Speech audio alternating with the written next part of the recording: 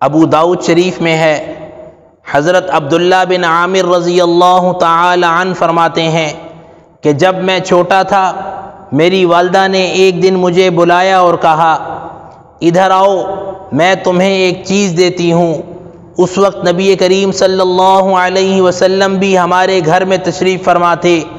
آپ نے میری والدہ سے پوچھا تم نے اسے کیا چیز دینے کا ارادہ کیا ہے؟ میری والدہ نے عرض کیا میں نے اسے ایک کھجور دینے کی نیت کی ہے۔